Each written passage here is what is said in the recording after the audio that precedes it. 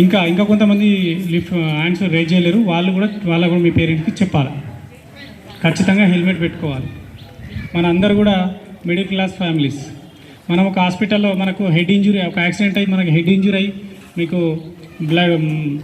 కాబట్టి మీరు ఇంటికి వెళ్ళిన తర్వాత మీరు ఏం చేయాలంటే ఎవరైతే హ్యాండ్ రైజ్ చేయలేరో, ఎవరి ఇంట్లో అయితే హెల్మెట్ లేదో వెళ్ళి ఖచ్చితంగా హెల్మెట్ కొనుక్కోవాలని చెప్పాలి. వాళ్ళు హెల్మెట్ కొనుక్కోకపోతే మీకు జాతరలకి ఇంకా వేరే వాటికి ఏమైనా డబ్బులు ఇస్తారు కదా మీ పేరెంట్స్, ఏదో కొనుక్కోమని ఇస్తారు, ఎన్నో కొనిస్తారు. అవి ఉంచుకొని అన్న మీ ఫాదర్స్ డే రోజు హెల్మెట్ని గిఫ్ట్గా ఇవ్వాలని నేను కోరుకుంటున్నాను. ఇస్తారా? ఖచ్చితంగా ఇవ్వాలి. అప్పుడన్నా వాళ్ళలో మార్పు వస్తుంది. నా కొడుకు ఖర్చు పెట్టుకోవడానికి డబ్బులు ఇచ్చినా కానీ అదే డబ్బులతో నాకు హెల్మెట్ కొనిచ్చిండు. మన జీవితం అనేది ఒక మంచిగా ఉంటుంది, సపోర్టివ్గా ఉంటుంది. తల్లిదండ్రులు లేకపోతే మనం చాలా ఇబ్బందులు ఫేస్ చేయాల్సి వస్తుంది సొసైటీలో, ప్రతి దాంట్లో ఫైనాన్షియల్గా కావచ్చు, ఇంకా ఏ రకంగా కావచ్చు. కాబట్టి వాళ్ళు ఎన్ని రోజులు మనతో లైఫ్ ట్రావెల్ చేస్తే అంత మంచిగా ఉంటుంది. కాబట్టి వాళ్ళకు పెట్టుకోమని చెప్పాల్సిన బాధ్యత మీది.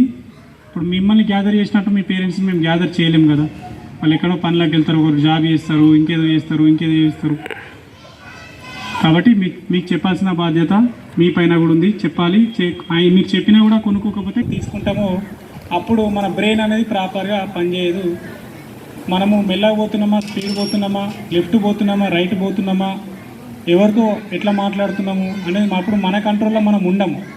కాబట్టి ఎట్టి పరిస్థితుల్లో తాగి నడపద్దు.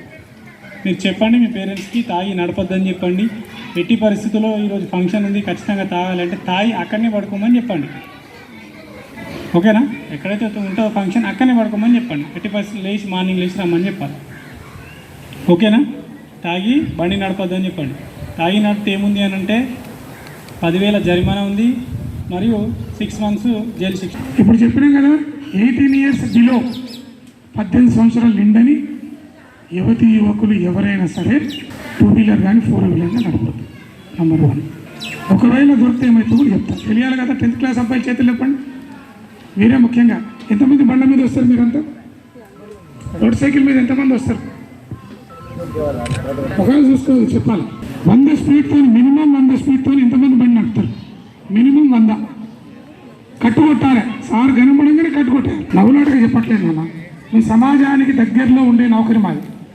ఉదయం లేయంగానే సమాజానికి దగ్గర, ట్రాఫిక్ దగ్గర, మర్డర్లు, రేపులు, సమాజంలో జరిగే అసాంఘిక కార్యకలాపాలకు ఉదయం లేస్తేనే నిలువుటద్దం లెక్క చూసేది మేము.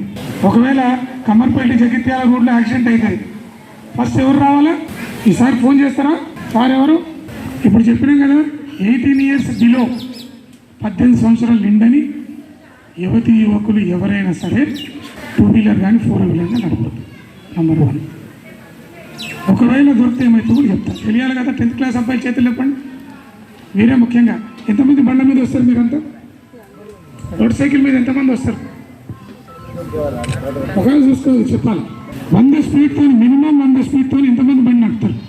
మినిమం 100 కట్టుకొట్టాలి. సార్ కనపడంగానే కట్టుకొట్టాలి. నవ్వులాటగా చెప్పట్లేదు నాన్న. మీ సమాజానికి దగ్గరలో ఉండే నౌకరి మాది. ఉదయం లేయంగానే సమాజానికి దగ్గర, ట్రాఫిక్ దగ్గర, మర్డర్లు, రేపులు, సమాజంలో జరిగే అసాంఘిక కార్యకలాపాలకు ఉదయం లేస్తేనే నిలువుటద్దం లెక్క చూసేది మేము. ఒకవేళ కమ్మర్పల్లి జగిత్యాల రోడ్లో యాక్సిడెంట్ అవుతుంది, ఫస్ట్ ఎవరు రావాలా? ఈసారి ఫోన్ చేస్తారా? సార్ ఎవరు? మీ owner of the vehicle RC తాత్కాలికంగా రద్దు అవుతుంది. మీకు ఫైన్ పడుతుంది కోర్టులో. మీకు ఇచ్చిన పాపం ఆయన పడుతుంది. అది ఎవరు? నేనైనా అంతే. ఓకే. డ్రంక్ అండ్ డ్రైవ్ కూడా చెప్తున్నాను. డ్రంక్ అండ్ డ్రైవ్ అంటే ఏంటి బాబు? 6 lakhs తర్వాత బుద్ధుడికి ఎక్కడ జ్ఞానోదయం అయింది? ఉండరా సోషల్ సార్? బుద్ధుడికి బోధి వృక్షం కింద అయిందండి. ఆ సార్కి 56 లక్షల మీద అప్పుడు జ్ఞానోదయం సార్కి. ఎన్ని పోయినాయి? 56 lakhs. రూపాయ 2 రూపాయల 56 లక్షల మీద ఆగిపోయింది ఆయన. డౌట్ వచ్చింది సార్కి. అప్పటి నుంచి ఏం చేసిన మొత్తం చూసుకుంటే 56 lakhs నష్టపోయింది. అక్కడ ఆగాను. ఎప్పుడైతే మీరు సైబర్ ఫ్రాడ్కి గురి అయితే ఉన్నామో అని డౌట్ వస్తే వెంటనే చేయవలసిన పని 1930 ఫోన్ చేయాలి. అందరూ చెప్పాలి. నంబర్ చెప్పండి. 1930. ఏమవుతుంది అప్పుడు? కంప్లైంట్ వెళ్ళిపోతుంది ఆటోమేటిక్గా. మీ ఫోన్ నెంబర్ మీదనే కంప్లైంట్ పోతుంది. సార్లు మీరు కూడా వినాలా 1930 ఏం చేస్తాం బండి సీజ్ చేయము. రీల్స్ వస్తుంది, హైకోర్టు చెప్పింది తాగిన తీసుకోవద్దు. తాగిన బండి తీసుకుంటే కడుపు నొప్పి లేస్తే ఎట్లా? తాగినోనికి ఏముండదు, విచక్షణ ఉండదు, కాన్షియస్నెస్ ఉండదు. ఆయన కింద పడుతుందో తెలియదు, బావిలో పడుతుందో తెలియదు. ఒక అడ్వకేట్ గారు సండే రోజు ఒక 15 నిమిషాలు నాతో ఆర్గ్యుమెంట్. బండి ఏంటి సార్, హైకోర్టు చెప్పింది. హైకోర్టు చెప్పినా సుప్రీంకోర్టు చెప్పినా దానికి కొన్ని మాకు గైడ్లైన్స్ ఉంటాయి. ఇది వాట్సాప్, ఇన్స్టాగ్రాము, బిఎన్ఎస్ కాదు, బిఎన్ఎస్ఎస్ కాదు, చట్టం కాదు అసలు వాట్సాప్. దీంట్లో ఎవరో మెసేజ్ పెడతాడు అరగక, దీంట్లో రీల్స్ చేసి మేము చట్టం తీసుకోం. మాకు చెప్పాలంటే, హైకోర్టు చెప్పాలంటే ఒక ప్రొసీడింగ్. మీరు డిఓ గారు, కలెక్టర్ గారు చెప్తారా వింటారా సార్? ఊళ్ళో ఎవరో వచ్చి వాట్సాప్ చేసి వింటారు. ఈ పరిస్థితి అట్లే మనం బతుకులన్నీ ఎట్లయిపోయినాయి, వాట్సాప్ బతుకులు అయిపోయినాయి. దాంట్లో చూస్తారు, మాకు చెప్తే సతాయిస్తారు.